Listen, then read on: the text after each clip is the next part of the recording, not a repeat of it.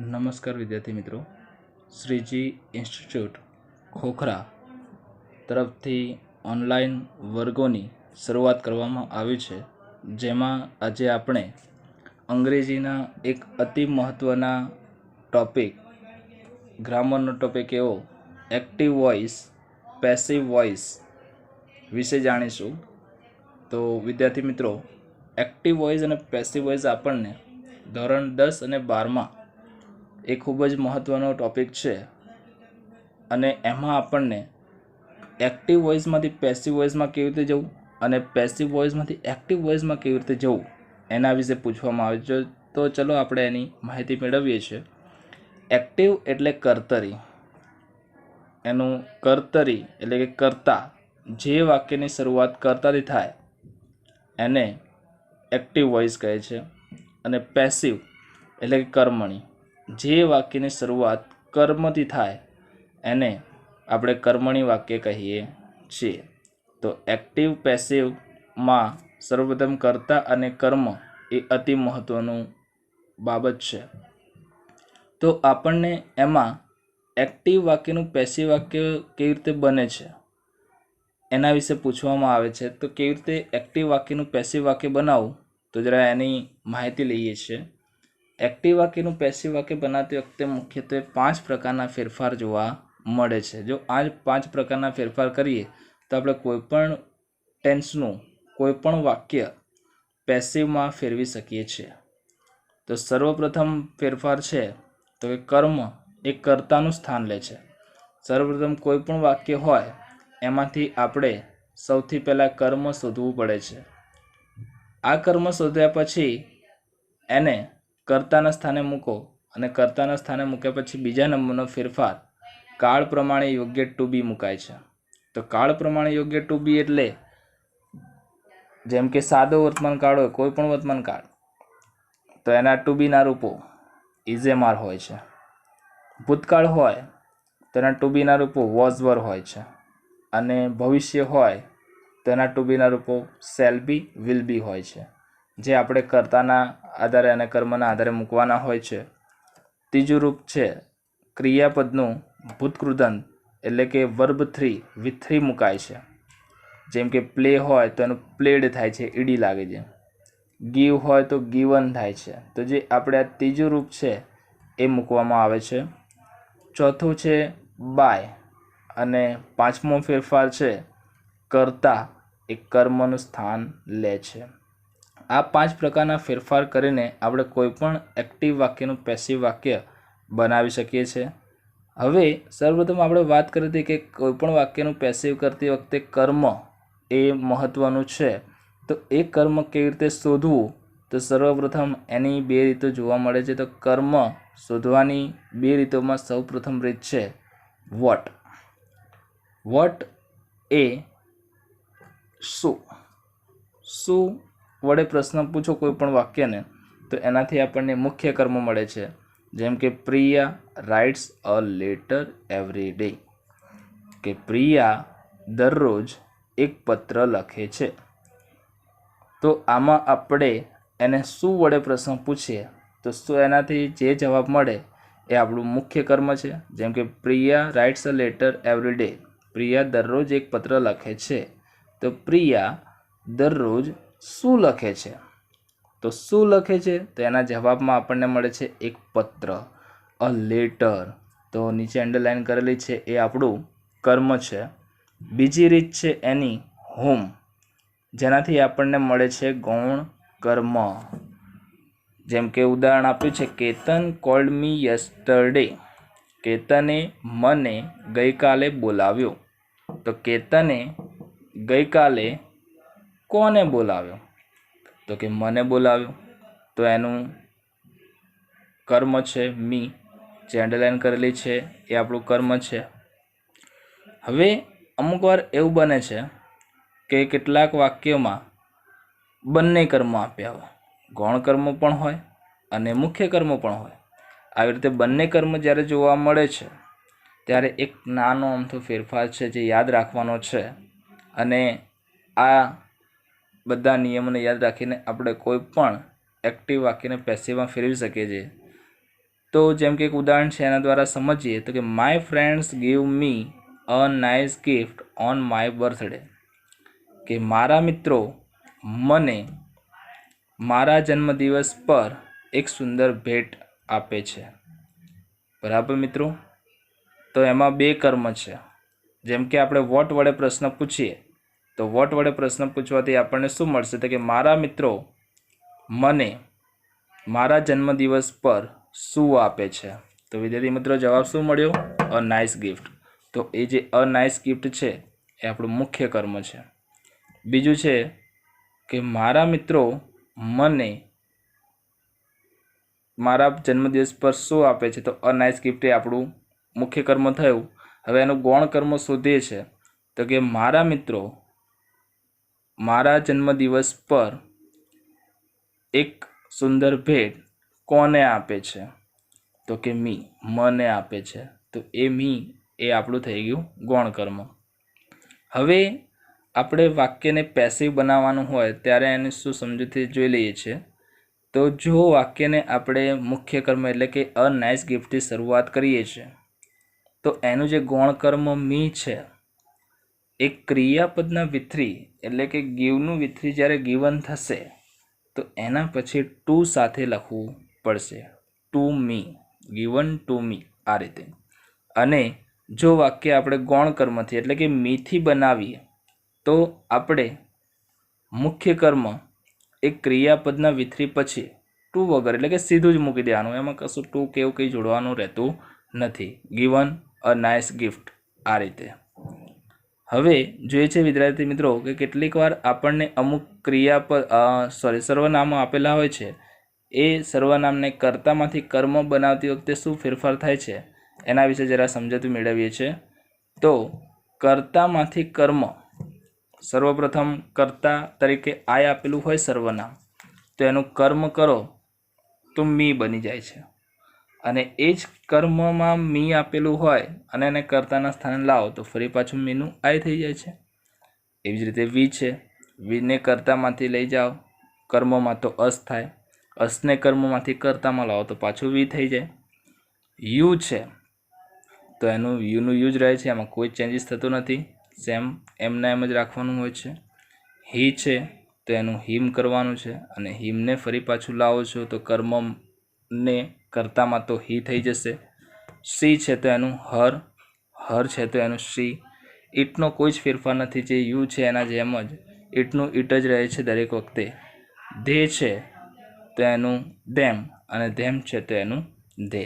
વિદ્યાર્થી મિત્રો આટલા ફેરફારો યાદ રાખીને આપણે કોઈ પણ એક્ટિવ વાક્યનું પેસિવ બનાવી શકીએ છીએ. તો આટલા 5 ફેરફારો અને આ થોડી થિયરી યાદ રાખીને આપણે સારું એવું એક્ટિવ વોઇસ પેસિવ વોઇસમાં કામ કરી શકીએ છીએ. હવે વિદ્યાર્થી મિત્રો એક્ટિવ વોઇસ પેસિવ વોઇસમાં ટેન્સ એટલે કે કાળ ઉપર કામ કરવાનું હોય છે, તો આપણે દરેક કાળ વિશે સમજીશું. તો સર્વપ્રથમ આપણે આજે સમજીશું સિમ્પલ પ્રેઝન્ટ ટેન્સ એટલે કે સાદો વર્તમાન કાળ. સાદા વર્તમાન કાળમાં સર્વપ્રથમ આપણે કોઈ પણ વાક્યનું જો પેસિવ કરવું હોય તો એ પેસિવ વાક્ય કરવા માટે સર્વપ્રથમ આપણને એ કાળની ઓળખ થવી જોઈએ.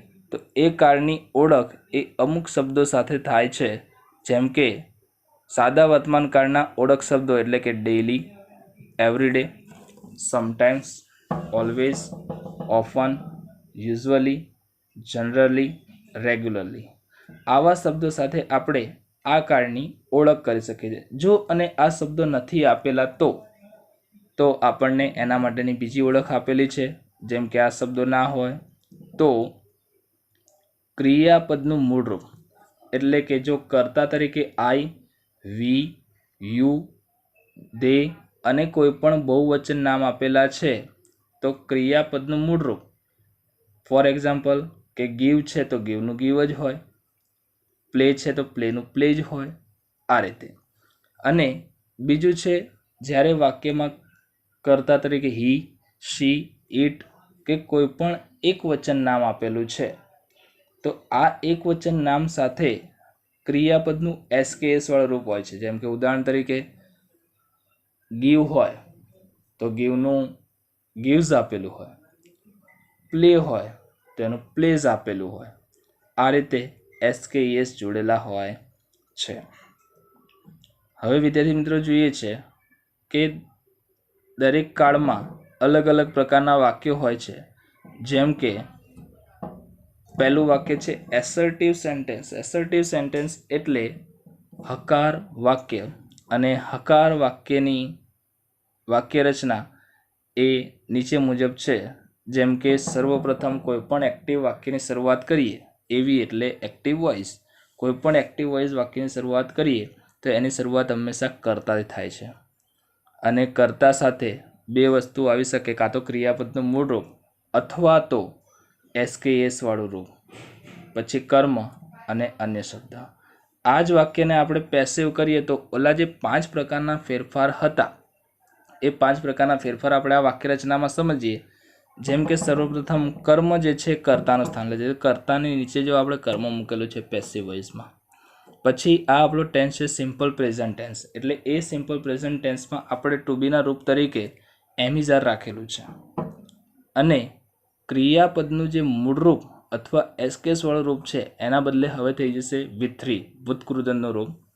ચોથો ફેરફાર છે બાય. પાંચમો ફેરફાર છે કર્તા, અને અન્ય શબ્દ એઝ ઇટ ઇઝ જ્યાં છે ત્યાંના ત્યાં જ રાખવાના છે. હવે એના જરા ઉદાહરણ જોઈએ છે આપણે. જેમ કે કમલ કુક્સ ફૂડ ડેલી, કે કોમલ એ દરરોજ રાંધે છે. આ આપણું એક્ટિવ વોઇસનું વાક્ય છે. તો હવે આ એક્ટિવ વોઇસના વાક્યમાંથી આપણે સર્વપ્રથમ કર્મ શોધીને એને વાક્ય બનાવીએ છીએ. જેમ કે કોમલ કુક્સ ફૂડ ડેલી, કોમલ દરરોજ ભોજન બનાવે છે. તો આને આપણે કર્મ શોધવું હોય તો આપણી પાસે બે રસ્તા હતા, એક વોટ અને હોમ.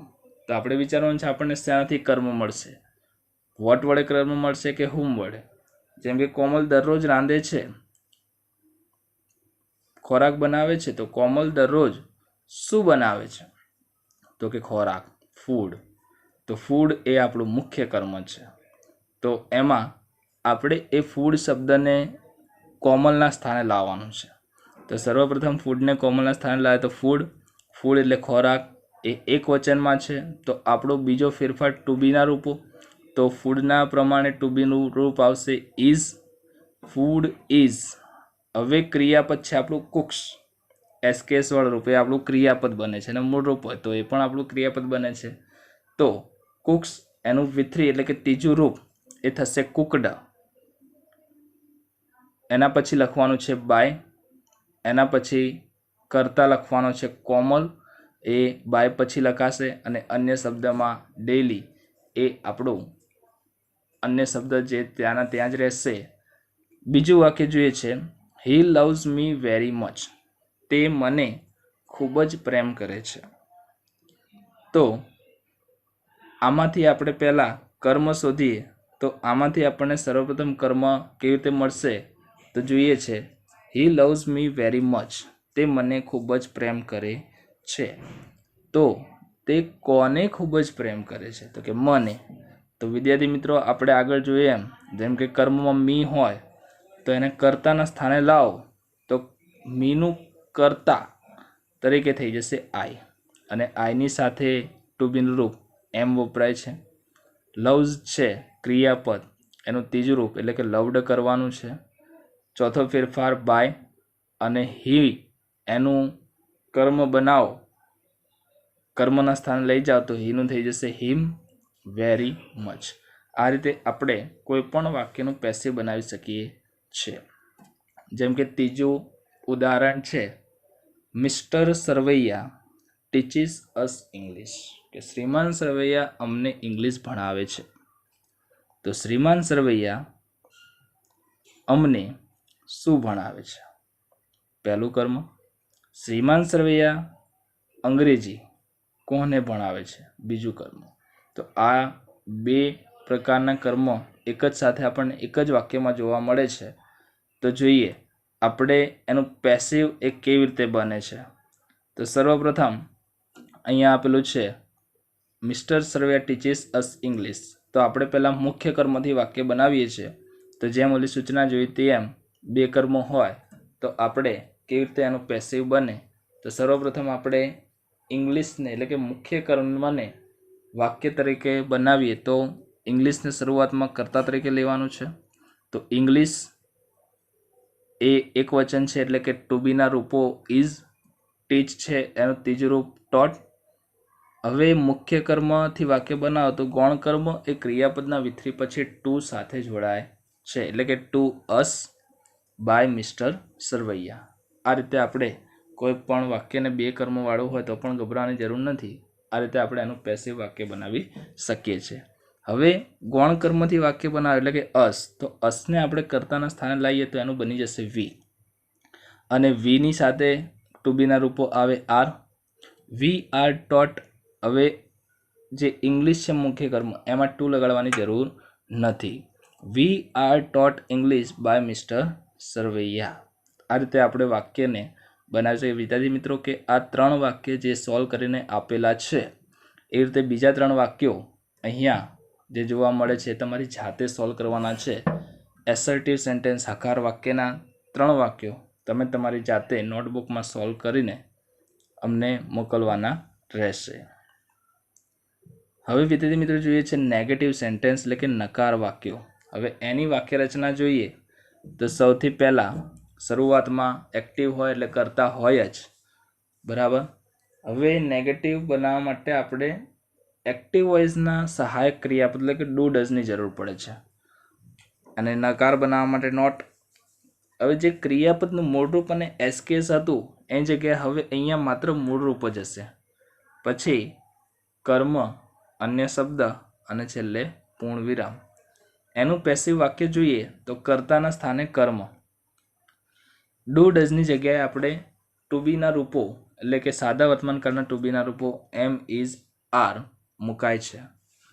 નકાર બનાવવા માટે નોટ એઝ ઇટ ઇઝ જેમ છે તેમના તેમ રાખવાનું રહેશે. જે ક્રિયાપદનું મૂળરૂપ છે એના સ્થાને ક્રિયાપદનું ત્રીજું રૂપ થઈ જશે, બાય મુકાશે, અને કર્મના સ્થાને કર્તા લાવવાનું રહેશે. અન્ય શબ્દ જ્યાં છે ત્યાંના ત્યાં જ રહેશે. જેમ કે અહીંયા આપણને આપ્યું છે Mihir does not speak English. Mihir અંગ્રેજી બોલતો નથી. તો અહીંયા આપણે સર્વપ્રથમ પહેલાં કર્મ શોધવાનું રહેશે. તો કે મિહિર શું નથી બોલતો? તો મિહિર અંગ્રેજી નથી બોલતો. તો ઇંગ્લિશ એ આપણો કર્મનો શબ્દ છે, તો એને કર્તાના સ્થાને એટલે કે મિહિરના સ્થાને લાવીએ તો Mihir does not speak English છે, એમાં ઇંગ્લિશને મિહિરના સ્થાને લઈ દીધું.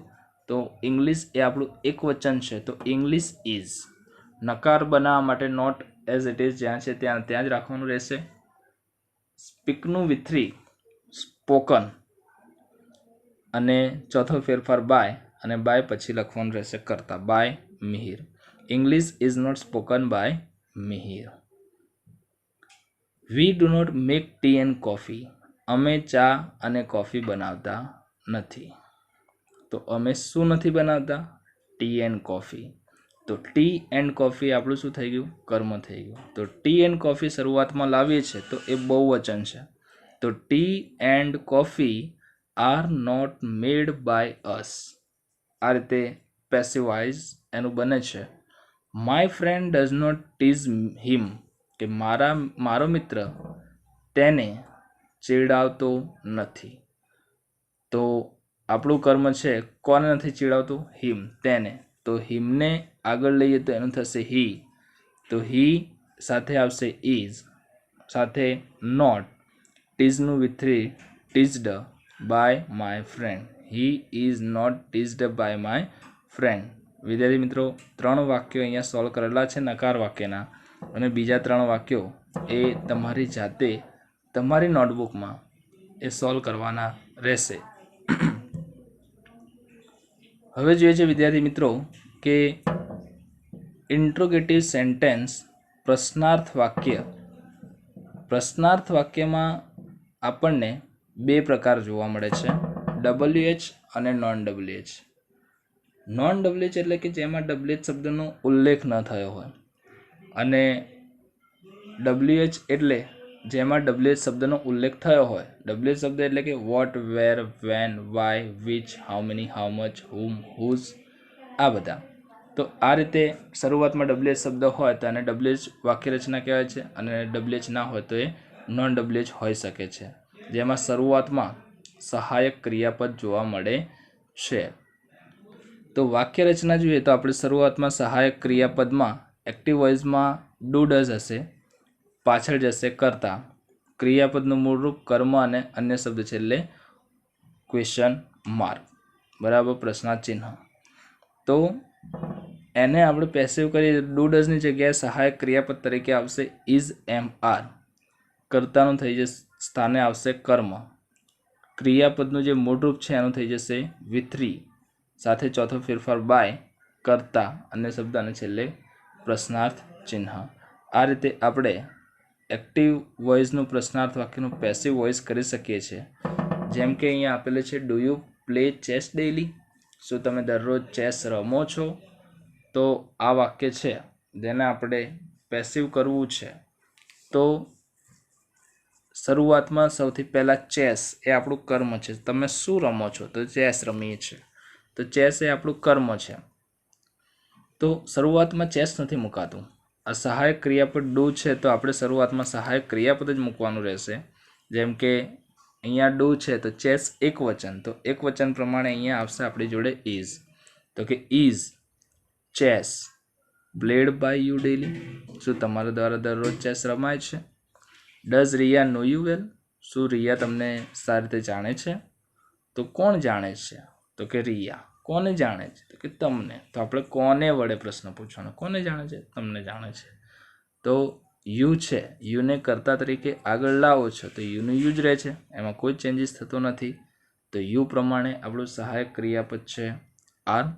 તો આર યુ, નોનું વિથરી થશે નોન. કોઈ પણ ડબલ્યુ વાળો શબ્દ છે તો તમે એની પાછળ એન મૂકવાથી એ વિથરી બની જાય છે. Are you known by Riya well? Does he clean the rooms? શું તે રૂમ સાફ કરે છે? તો આપણું કર્મ છે ધ રૂમ્સ, બહુવચન છે, એને શરૂઆતમાં લાવતા પહેલાં આપણે સહાયક ક્રિયાપદ મૂકવું પડે. Are the rooms cleaned by you? Sorry, him. અહીંયા આપણને બીજા 3 વાક્યો છે જે જાતે કરવાના રહેશે. ઇન્ટ્રોગેટિવના નોન WH એટલે કે પ્રશ્નાર્થ વાક્યના નોન WH વાક્યો એ બીજા 3 તમારી જાતે કરવાના રહેશે.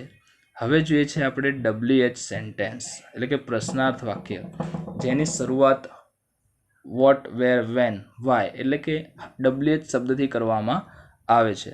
તો ઉપર જે વાક્યરચના જોયું એના જેવી જ વાક્યરચના છે, માત્ર ફેરફાર એટલો છે કે ત્યાં સહાયક ક્રિયાપદ હતું અને અહીંયા શરૂઆતમાં WH શબ્દ હશે, અને ઉપરની જ વાક્યરચના અહીંયા જોવા મળે છે એના જેવી જ છે, બરાબર.